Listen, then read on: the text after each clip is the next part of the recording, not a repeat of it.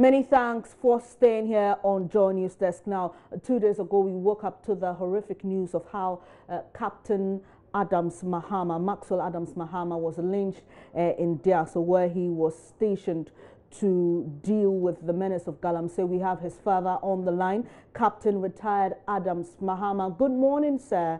And I'll first start by expressing my condolences to you and your family.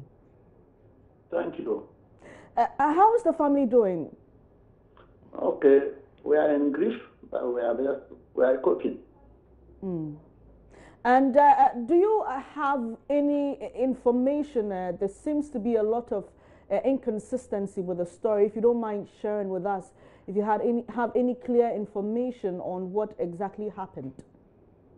Well, it has now been very clear. It has come out very clear that if my son was on operational duties sanctioned by the Army Commander, he was dispatched there by the Army Commander with a task force.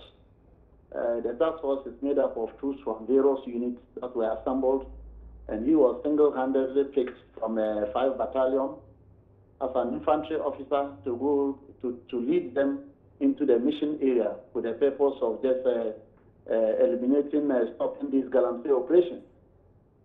So while the characteristic of him is that every morning he will wake up, he will call the wife, they will pray together. After that, he will go on his usual keep fit, do his exercises and do a road run. And when he comes back, he will call the wife and they will talk before he will dress up and go start his day's work. So it was on Monday morning and that he went jogging and got confronted by the villagers that he was an armed robber. This, my son, will never even shoot a fly. So even though he had a weapon, he did not fire at any human being. He believes in dialogue. That is very characteristic of him. He's an academician. He believes in dialogue. He believes in issues, talking out issues. And so he stood to explain to them who he is, that the devil had taken the better part of mankind at that place, and they will not succumb to any reason.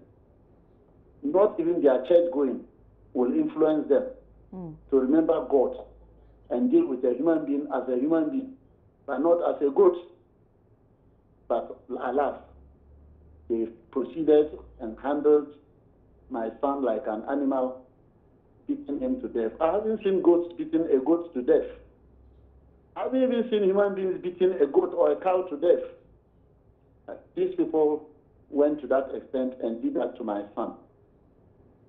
This is how it happened, and it has now come out clear that he was rounded up, taken for an armed robber, which we doubt very much because that's not the first time he's gone on jogging there. And he's involved in the operation, anti-Galamsey operations there with his men. The people are all Galamsey people there, 90% or more.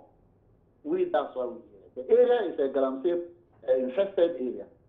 So most of them are involved in the Galamsey, and they've been seeing him around, jogging on daily basis. And this is why they now term him as an armed robber. We doubt very much whether it was a genuine thing that they are telling us that they believe he was an armed robber. Really? And even if you believe it's an armed robber, you go ahead. Is that the humanly possible behavior? Really sorry about your loss, Captain Retired Adams Mahama. But you mentioned that it's quite characteristic of him to want to dialogue and not hurt a fly, in your exact words. And you also said that it's typical of him to reach his wife before embarking on a jogging that morning. Did he do that particular Monday morning? Exactly. Exactly. So the wife was expecting his call back after the jogging, later by 9:10. But at 12 o'clock, she started calling, and she wouldn't get through to the husband.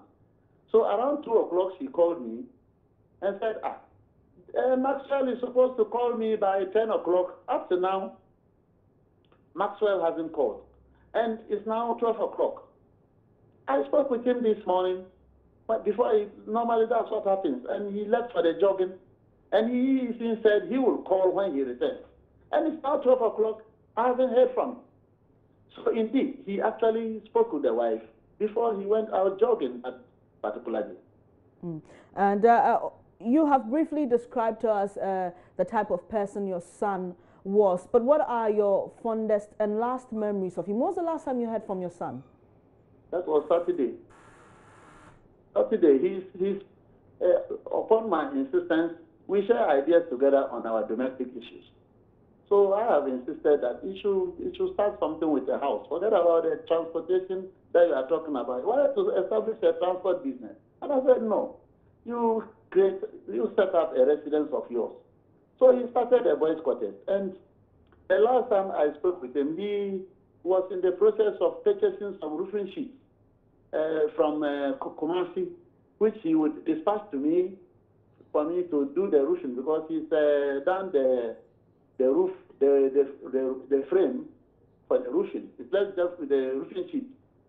So on Friday we spoke. I went to Stilco. I went to other roofing sheet companies, and all along I was in communication with him, together with his carpenter. The following day, Saturday, he got back to me and said, "Oh, Daddy, I've been able to get information from Kumasi. I sent a message to somebody, and the person went exploring the market with the dimensions, the measurements for the roofing that I sent. He's been able to get someone who can supply the roofing sheets at the cost of 5,000.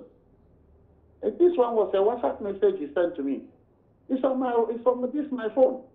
So he sent me pictures of the roofing sheet, and then the total amount, that is 5,000. The roofing sheets, I can roof the place. I want to do that quickly so that my wife's mother can move in there. I don't like the place that she's staying.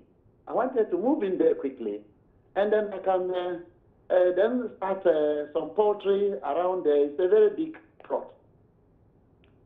So on Saturday was the last day we communicated. And Sunday we didn't communicate. Monday, then the wife called. I must say this is really sad, really sorry. But how is his mother and other siblings, if he has any, how are they coping? He has his immediate brother, Michael, is with me here. Then he has I have two daughters with another woman. And his mother is in London with the husband, and she's in contact with us, and I've been speaking with her every day. She's on the way, her way coming. Hopefully tomorrow by this time, or later in the evening tomorrow, she will be with us. Captain, I know that Maxwell grew up in Akosombo and actually attended the Akosombo International School. What was he like growing up? Did he always want to be a military officer?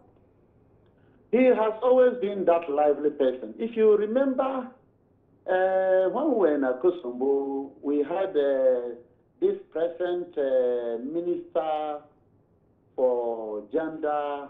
Yes, Kokroko. Yes, you're talking about that Kokroko program. Yes. He was the one who would always come out and do the acrobatic display just to entertain children before they actually started. He's an acrobatic, very lively person. He will make his classmates laugh. He would dance, and he would dance and make jokes just to entertain people. So he always has his classmates who follow him all the way after class. They will all follow him to the house, to my house. He will come into the house before they would disperse. He was that type of person. Very, very jovial, very, very athletic, but above all, he believes in academics. He believes in academics. So when he completed FS, he got admission to Tech, and also got admission to the military academy. And then he asked me, "Daddy, which one do you want me to go?" And I said, "The one of your choice." "Which is your choice?" And he said, "I want to go to the university." Then I said, "Why?" that first of all, I want to be a lecturer. I want to end up as a lecturer in the university. Secondly, or most importantly, all my mates and friends are going to the university. None of them is going to the military academy, so I'll be an odd man out. Then I told him that, okay, if this reason is not strong enough, let me tell you, you going to military academy without your friends is not a strong point. Forget about that. You wanting to be a professor in the future is a good point, which you're going to the military academy will even propagate you faster to that place.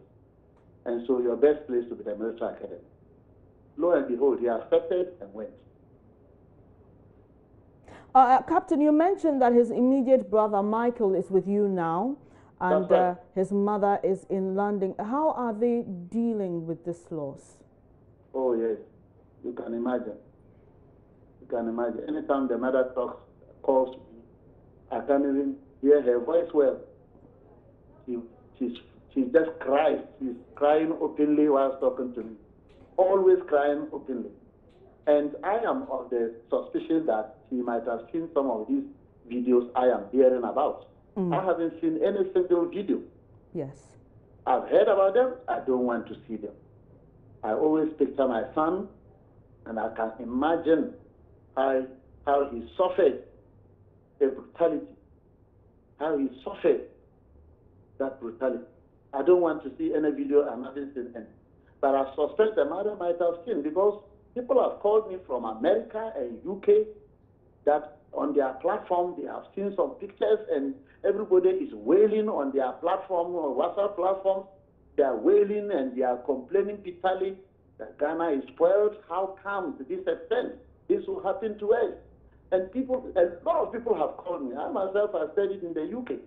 I have a lot of friends and relatives there. They keep calling. And so I suspect that the mother might have seen, or if not seen at all, might have heard a lot about this. So she calls me and she's always crying. I'm just waiting to see her, to receive her tomorrow here. All right. And Captain, have you received or seen the body of your son? We know that the military moved the body to the 37 military hospital. Actually, the body was handed over to me at the Ghana Air Force Station on arrival by helicopter. Okay. The Chief of Defense Staff and the Deputy Minister of Defense I accompanied them to receive the body. They gave the body to me, and then we put it inside an ambulance, and it's now at 37. So yes, I've received the body. And Captain, you mentioned the issue of Galamsey while narrating to us what happened on that particular Monday. What would you want the death of your beloved son to mean in this fight against Galamsey? Actually, I even want it to go beyond the fight of Galamsey. I want to appeal to all Ghanaians, to all mankind, that my son's lynching should be the last in this world. I pray and I beg, appeal to all Ghanaians, especially we Ghanaians.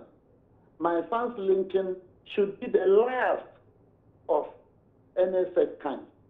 If we suspect somebody that is an armed robber, let us arrest him and hand him over to the police. Every village has a chief. Hand him over to the chief and assist the chief so that the man cannot escape. Tie him, escort him to the chief. Tie him, escort him to the police.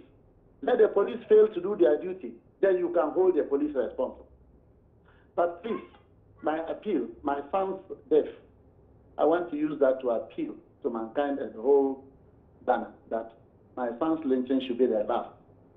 In furtherance of this, it is my wish to establish an NGO to fight against this evil behavior in our society.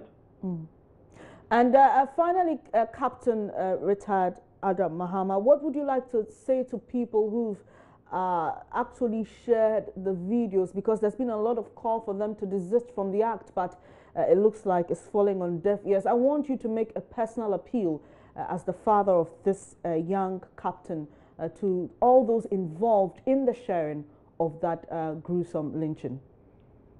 My personal appeal to people sharing the videos I know is a futile thing I will be doing. So I rather appeal to the authorities concerned to block. There is a way of blocking this thing. They should block it. In our custom, we don't expose our death in nakedness. We don't expose our dead body in nakedness. We taboo it. My son's video I'm hearing, they are showing his body all over the place. My appeal to people will fall on deaf ears. It will be a futile one. But my appeal to the government and the authorities concerned is to block this kind of thing. I believe they have the technology and the ability to do that. They should block it. Have you tried reporting to the cybercrime unit of the police to help you with that? Not. Maybe I think it's something you can consider. We are so grounded in grief that we are unable to move to undertake any serious activities beyond our mourning. And what would you like to say about the investigation so far, how this case has been handled? It is being handled very professionally to our satisfaction. We've received all the assurances, and actually we are seeing enough action taking place. So what we pray, like the President assured us, is that the perpetrators should be brought to book. Justice should prevail. Justice should prevail. Captain Retired Adams Mahama, many thanks for your time this morning. Once again, our condolences to the family, Michael, and the rest of the family. We wish you all the best and pray for God's strength in this trying time.